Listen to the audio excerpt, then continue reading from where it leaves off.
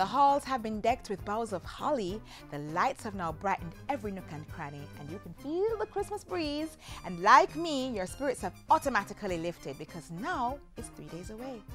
Hi, I'm Audrey Williams, and welcome to Jamaica Magazine.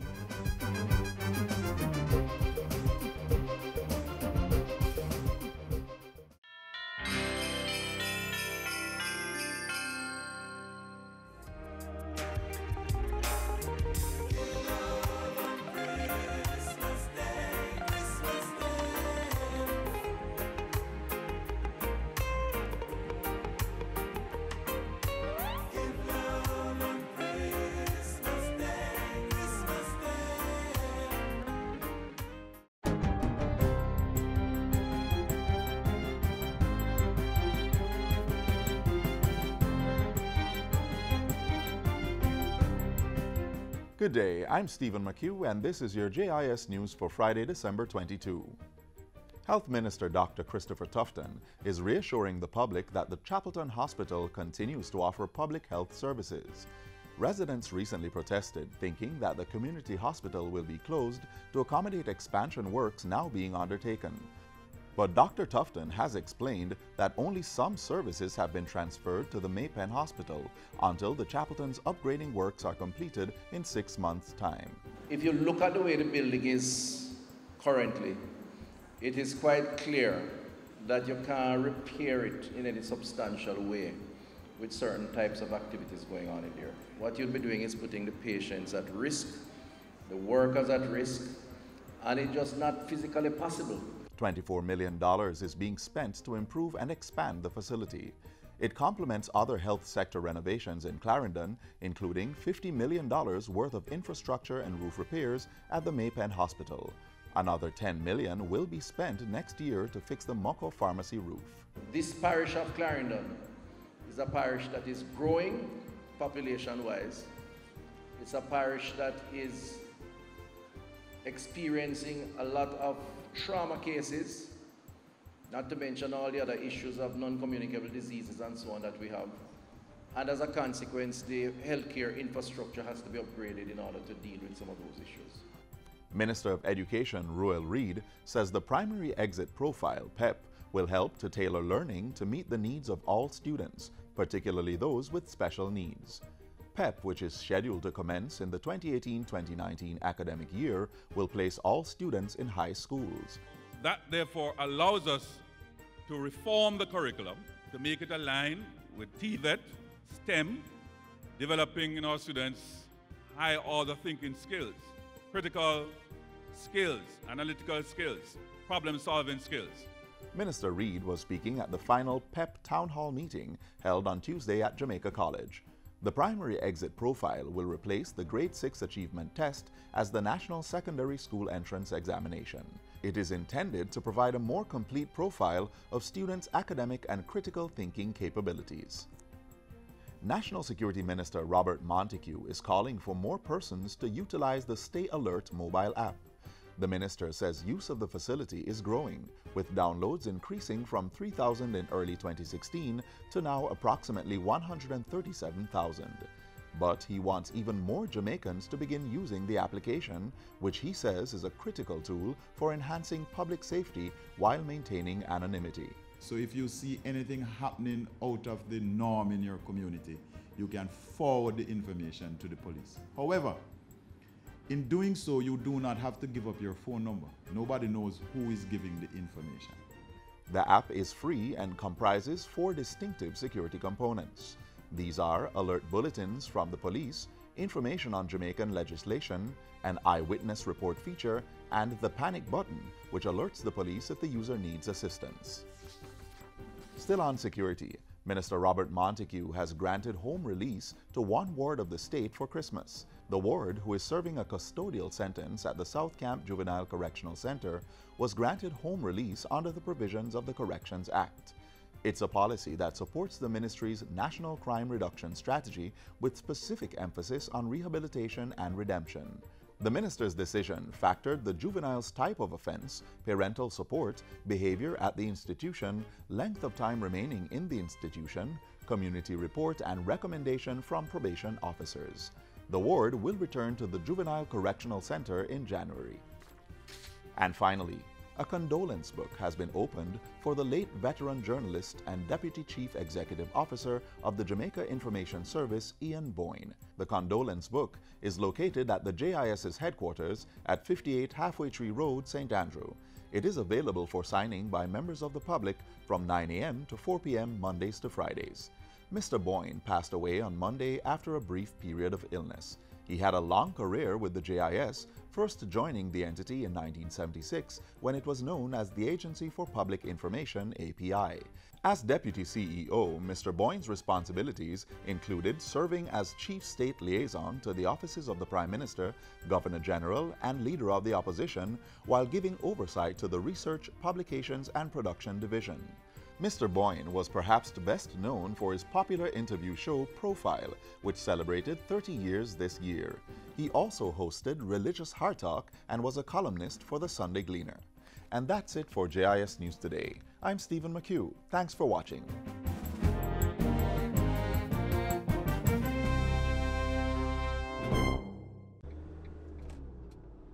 On our roads, remember, take time, be courteous, drive good, walk good. Don't drink alcohol and drive. Don't drive tired or sleepy. Don't tailgate and don't overtake unless it is safe to do so. And always drive at a speed which will allow you time to stop quickly and safely. Let's keep it safe on our roads. Jamaica, we are a foodie country, and this next feature showcases how our diverse ethnicity has impacted our culinary palates. It's a melting pot of cultures, cooking techniques, ingredients, flavors and spices from all who've had a hand in the making of the nation.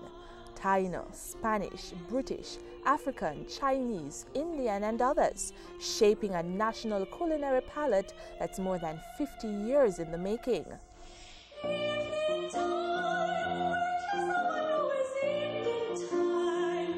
Jamaica's cuisine has come a far way. The island now boasts dozens of fast food chains, oriental restaurants, all-natural eateries and indigenous food shops that serve a buffet of dishes, many of which were not celebrated fair just 50 years ago when Jamaica was a newly independent nation. Credit must go to government bodies like the Jamaica Cultural Development Commission, which has been promoting the consumption of authentic Jamaican foods since its culinary competition in hotels was introduced in 1965. When we roast the yellow yam, when we roast the yellow yam. Do you like roast yam? You're not alone. Many Jamaicans have acquired a taste for this particular dish, and they didn't have to look far for its creation. Roasting is a centuries-old cooking style that Jamaicans owe to the Taino peoples that once occupied this land. Just 50 years ago, it was still a time-consuming, more labor-intensive practice of roasting ground provisions and meats in the earth. They even roast the fish in the earth, and then they scrape it off. Now, Jamaicans from all walks of life are roasting, over grills, on meat sheets, in less time, but with as much flavor as their ancestors. Since the arrival of Christopher Columbus in the 15th century, Spanish flavors have been spicing up Jamaican pots on a regular basis. One particular cooking style and its most popular creation has made a big impression. We in Spain, we fry a lot. There is definitely the one dish that has a clear connection with Spain, which is the escovitch. Empanada to the Spanish, patty to Jamaicans. Since the late 1970s to early 1980s, this meat-filled dough dish has been another favorite. The concept is very much the same. The difference would be, and there is again a mixture of other cultures. In this regard, I guess the British and the Indians, the filling. As the local cattle industry beefed up its output in the 1960s, Jamaicans wholeheartedly reclaimed one of their favorite pre-independence imports. Now on a Saturday, there is hardly a household that is not cooking either the popular beef soup or one of its other variations. The British like to boil, and it's from them that we've adopted this cooking method to serve up a wide array of dishes that are uniquely Jamaican. Hot as it is, Jamaicans love their teas, and while traditional English flavors were the popular choices for about the first 2 decades of independence, industrious Jamaicans have more recently been bagging indigenous and African-inspired flavors. It could have been the love for teas by the English that prompted then-Governor Sir Nicholas Laws to plant coffee seedlings in the island back in the 1700s. From the first plant in Temple Hall, St. Andrew, the Blue Mountain coffee is now a global brand.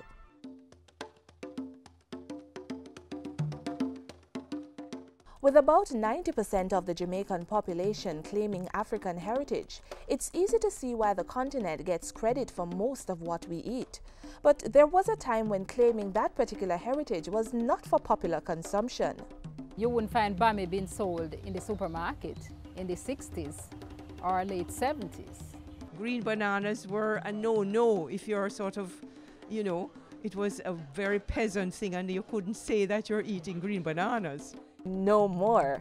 Today, Jamaicans of all ethnicities delight in their prickled or corn meats, mackerel rundown, and yes, the many faces of bami and banana, green, ripe, boiled, fried, however you want it. What would the Jamaican diet look like without the maroons? They would catch the wild hog. They would prepare that wild hog, and they would dig a hole, and they put the fire in the earth, in the hole, and they would set up a wooden grill over that hole and anchor these sticks with stones and so on. And then they would have the pig on that pimento, green pimento wood that is anchored over that hole, and that was how they would roast the pig. After they season it, of course, with bird pepper and pepper elder. And from the hole emerged the most popular maroon gift to the dinner plate, jerk. In the 1980s, you could only get jerk pork in Portland. Only at the Port Antonio market on a Saturday when the Maroons used to go there to sell it. And then afterwards, I think one of the Maroons was started the stand at Boston. Giving us the widely popular Boston jerk pork and its many challengers from all across the island. The truth is, over the last 50 years, we have had a major integration of Indian culinary arts into Jamaican art. The most popular integration is not a specific dish, it's a spice. While Jamaicans tend to rub it on the meat and the Indians are more likely to put it in hot oil, everyone agrees curry is a much appreciated import from the Asian continent. Now in Jamaica, we are very adventurous. We like to go beyond what we are accustomed to. So we move from curry goat to curry chicken, and all sorts of things are being curried too. The Jamaicans have come to embrace the Chinese cuisine because it's good. But you know, Jamaicans, sometimes we cook the Chinese thing at home with the soya sauce, but we have to throw a little jerk seasoning in it and what have you, because it's a combination of flavors.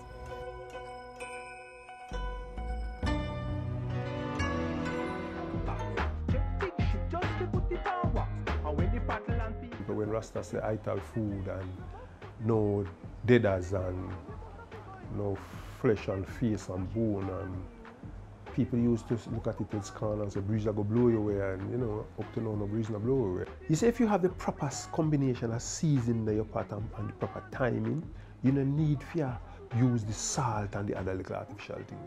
Many Jamaicans still cook with salt, and meats remain a constant, but the healthy lifestyle pushed decades ago by the Rastafarian community is now a well-accepted and celebrated way to live. No Jamaican cookbook could be complete without this chapter. Whether it stems from a fruit or it's brewed in a lab, Jamaicans love to imbibe. So ginger beer, to lemonade, and then we have sorrel. And we have been making a lot of drinks with our fruits, like soursop punch, and we make breadfruit punch and sorrel, and at Christmas time there's egg punch. Now that is the perfect cap on a multi-ethnic menu, fit for the most Irie people in the world.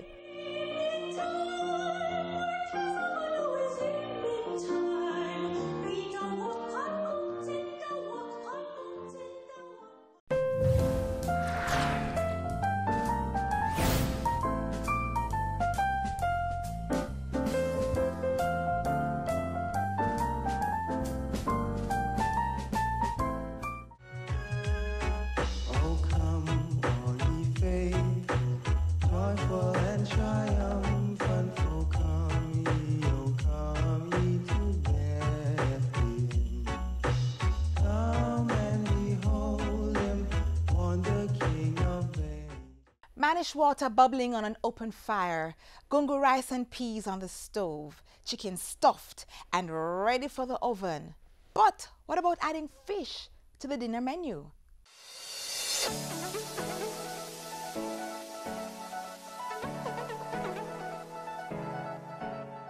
We all love our protein, chicken, beef, pork, but how often do we eat fish?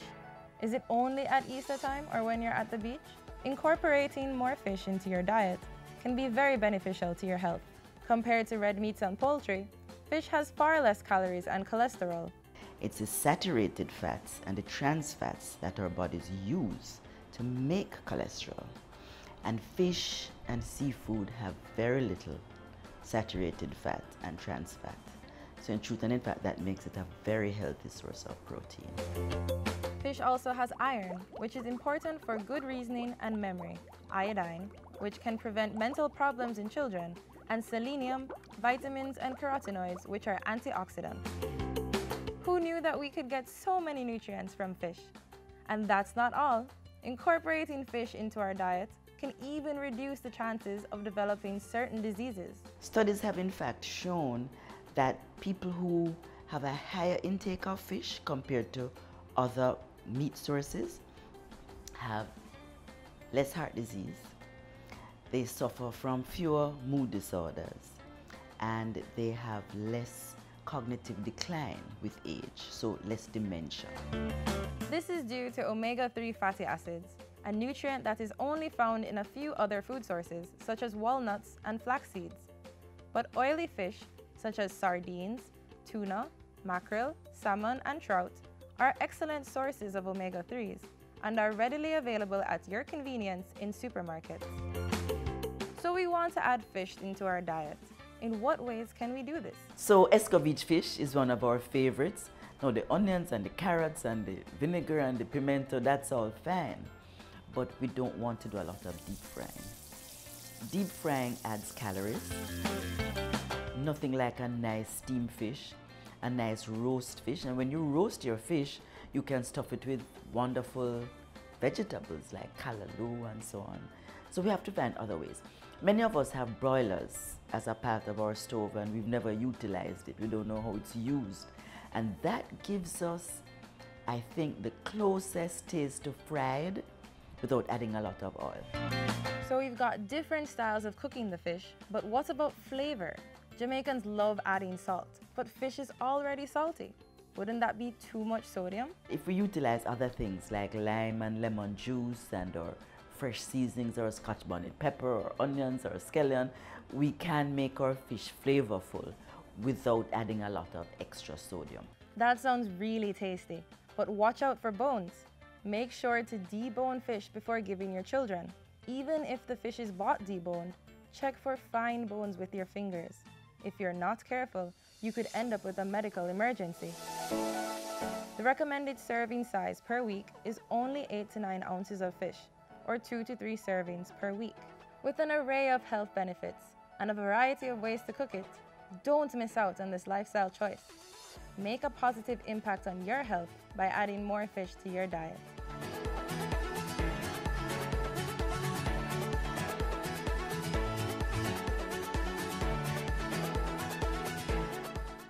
It's the most wonderful time of the year. Bring everything you can, all right? Yeah, man. Right? Okay, bring all right, good. All right, then. Take care, bye. Christmas is truly a wonderful time to share with family and friends, but it can turn into a stressful occasion if not planned carefully. So don't try to plan and execute a family dinner all by yourself. Get others to contribute in cash or kind to take the pressure off you. For those of you with large families, it may be impossible to give each person a gift. So don't leave yourself broke trying to facilitate everyone. Also, if you want to buy things to give your home a new look, think carefully. Do you really need a new set of curtains? If you buy them, will you have enough money left to tide you over to your next paycheck? If the answer is no, walk away, no matter how pretty they are. Remember, if you don't have to spend it, just don't. The holidays are here to be enjoyed, not to be regretted later by bad choices. Happy holidays from the JIS family to yours. It's the most wonderful time of the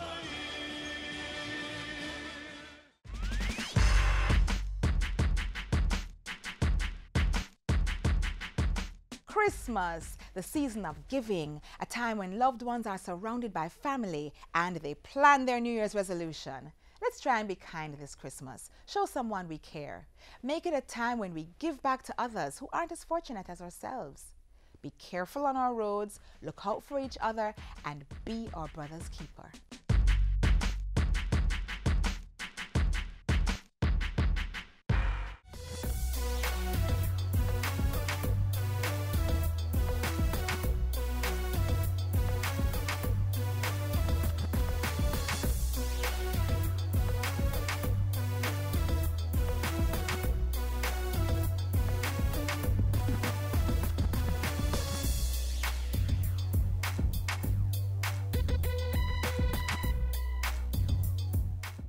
The 2017 Arts in the Park had a massive turnout, and I am looking forward to the next staging. If you missed it, here's what happened.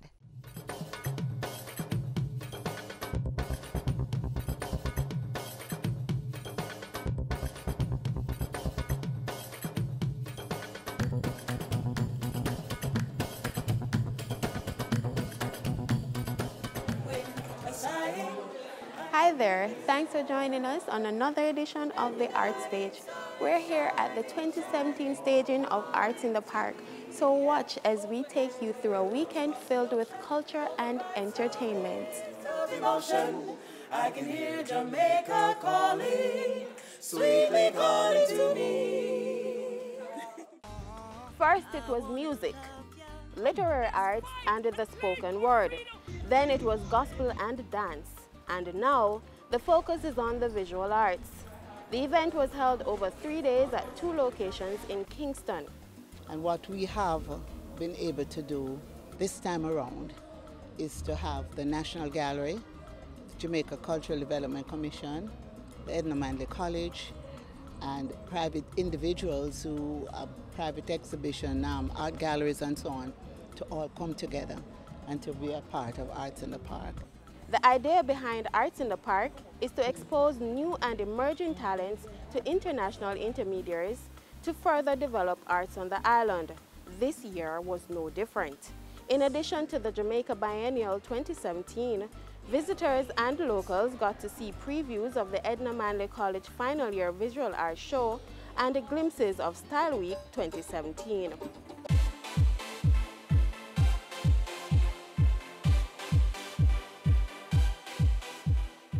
This evening, it's not about speeches. It's about mingling and pressing flesh and just greeting each other and enjoying the good vibes. For day 2, it was back to the National Gallery for its biennial exhibition, featuring 163 works of art from 91 artists. This is actually the largest biennial we have had thus far. It's probably also the most diverse one. It's well a mix of all media, from the traditional to the very contemporary, old and young, new and established and so on. So it's a very healthy range of work. The viewing public agreed. I'm actually surprised. At first I was hesitant. I didn't want to come because I'm not an art person, but I was pleasantly surprised. There's a nice mix of, Jamaicanness with our culture and with fun. This exhibit is really, really interesting for me. I actually viewed all the pieces. Really some thought-provoking stuff.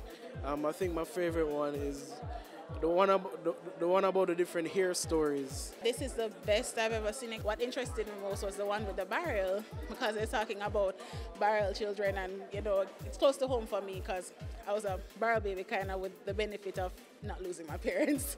Day 2 also came complete with a workshop and a panel discussion aimed at developing the professional skills of young and emerging artists. The workshops have been a fantastic opportunity to learn more about the art world. It has been a fantastic networking opportunity as well. And you get an opportunity to meet owners of galleries, so you have an opportunity to showcase your work to persons who can help you to grow your career in the field. So it has been wonderful.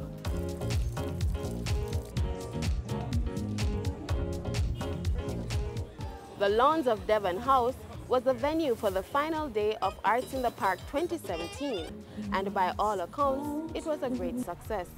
This is something that will continue to happen and continue to grow from strength to strength. It is really about making music, art, dance, theater accessible to people.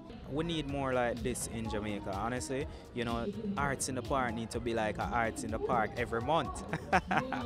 Yeah, because it's giving us that exposure that we need as young artists to really explore, to bring out different ideas.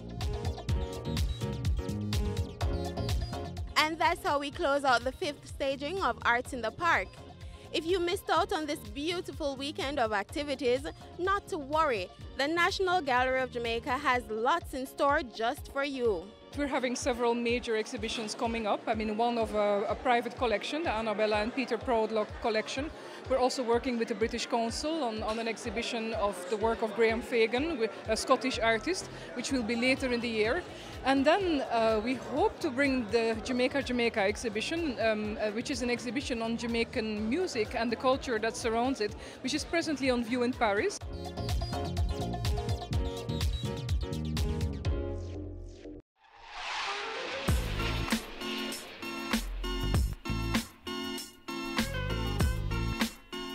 Thanks for spending time with us.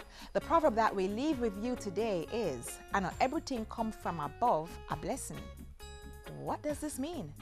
Enjoy those blessings which come from above, but do not be misled by deceivers who use their superior positions to dispossess the unfortunate. Remember to keep up to date with the latest government information. Join us online at gis.gov.jm or watch our programs on our YouTube channel. And be sure to check out our social media platforms. You may also catch a new edition of Jamaica Magazine tomorrow on this very station. Until then, I'm Audrey Williams. Take care.